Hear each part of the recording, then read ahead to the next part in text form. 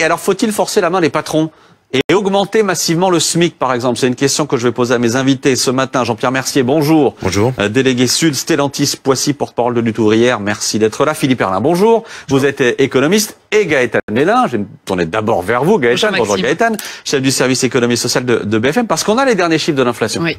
On a une bonne nouvelle ce matin. Oui, puisque l'inflation, au mois d'août, est pour la première fois sous les 2%, pour la première fois depuis 3 ans. Oui, officiellement, ça ralentit. Ah, officiellement. Pourquoi officiellement? Parce qu'il faudrait que l'ensemble des salariés puissent contrôler réellement les prix et l'augmentation réelle des prix à la consommation. Parce que je vous avoue, je suis rentré de vacances, j'ai fait mon caddie comme tout le monde. Ça n'a pas baissé. J'ai pas eu le sentiment. Non, il y a pas de baisse. Le problème, c'est que les salaires n'augmentent pas. Et il faudrait que les salaires augmentent d'une part extrêmement massivement. Et je pèse mes mots, et je suis très raisonnable en disant ça, mais surtout, il faudrait que les salaires suivent l'augmentation des prix. Et ça, c'est pas le cas. Parce que sinon, on est toujours les dindons de la farce dans cette affaire. C'est-à-dire, c'est ceux qui font fonctionner toute la société, c'est ceux qui produisent toutes les richesses, et nous, qui sommes perdants. Et ça, c'est... Alors, Jean-Pierre Mercier, pardon, excusez-moi, juste une petite rectification quand même.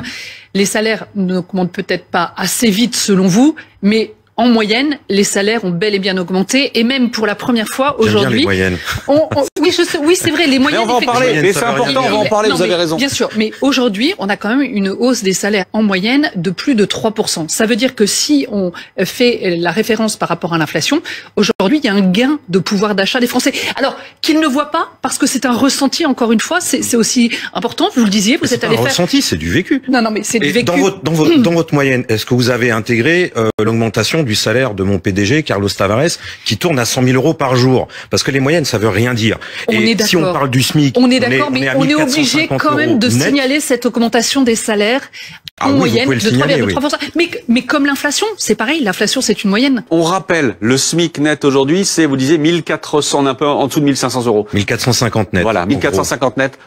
Qu'est-ce que vous dites, Philippe Herrlin? Passer à 1600 euros, augmenter massivement les salaires, et notamment le SMIC en France, c'est impossible pour vous aujourd'hui? C'est dangereux même? Oui, c'est impossible. On peut pas augmenter les salaires par décret, comme ça, surtout que l'économie française, en ce moment, elle va mal. On n'est quasiment pas de croissance. Pour que les salaires puissent augmenter sans que ça pèse sur les coûts de l'entreprise, il faut que la productivité progresse. Et ça, malheureusement, on voit que la productivité du travail, depuis plusieurs années, depuis le Covid notamment, on voit qu'elle stagne ou même qu'elle baisse. Et donc ça rend impossible une augmentation de salaire. Ce que je vais répondre à ça, c'est un discours irresponsable.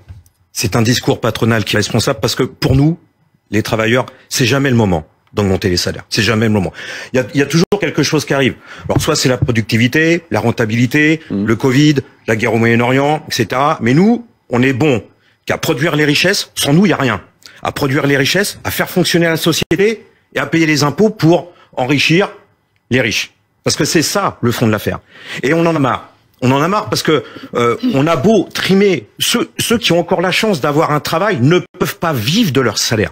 Et je m'attaque pas à vous, mais quand on entend le discours du PDG de Total, Guyane, il tourne à 10 millions d'euros par an.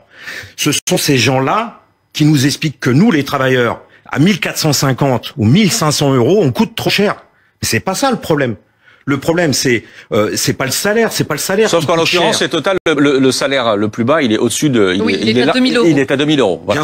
Bien sûr, chez Total. Mais à Stellantis, dans le groupe où je travaille, le salaire d'embauche, il est à 1470 euros. Il est à 20 euros au-dessus du SMIC pour travailler à la chaîne.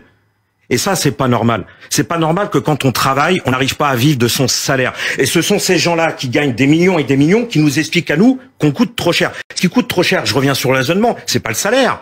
Ce qui coûte trop cher, c'est pas les cotisations sociales pour qu'on arrête de crever dans les urgences à attendre 7 heures sur un brancard. C'est pas ça qui coûte cher. Ce qui coûte cher, c'est les actionnaires, c'est les dividendes. 63 milliards de dividendes. On en fait quoi de ces 63 milliards? On n'en parle jamais. Alors eux, ils sont dans une bulle complètement protégée. On touche pas à eux, on touche pas aux actionnaires, on touche pas au 440.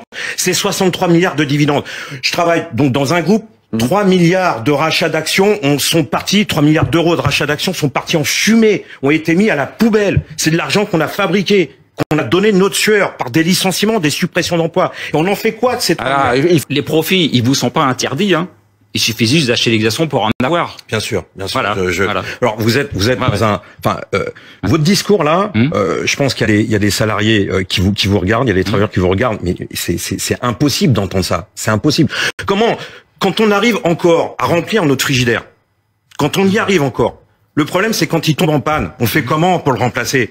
Alors vous allez me dire, vous parlez économique, moi je parle social. Oui, je parle social. Moi je parle du vécu, je parle du réel. Vous parlez dans un monde imaginaire. Bisounours. Non, c'est la réalité. C'est la réalité. Le capitalisme, c'est un système qui est incroyablement bien. C'est celui qui marche, c'est le seul qui marche. Et aujourd'hui, ce que vous voulez pas voir, les pays où il n'y a pas de profit, ils marchent pas. Les pays où il n'y a pas de profit, ça appauvrisse.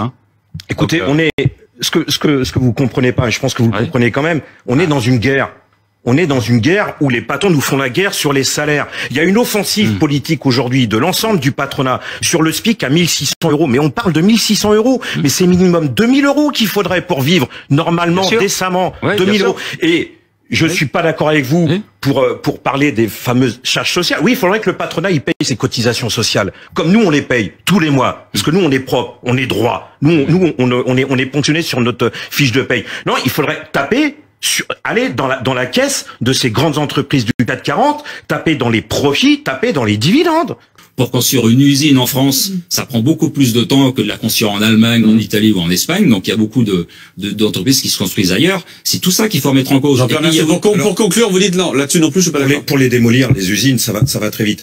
Mais non, c'est tous les salaires qu'il faut augmenter. Bien sûr que si on n'augmente que le SMIC, les autres n'augmentent pas, bah forcément il y a plus de smicards. Mais c'est tous les salaires qu'il faut augmenter. C'est pour ça que moi mon discours, il est pas focalisé sur le SMIC, parce que ça c'est un faux discours.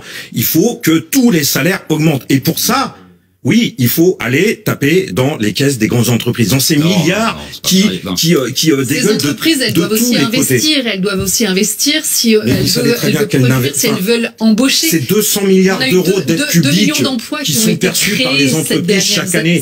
200 milliards d'aides publiques. Oui, mais moi je suis partisan de les supprimer et de baisser les impôts. En comparaison. Moi je suis partisan de ces 200 milliards de les mettre dans l'école, dans l'hôpital.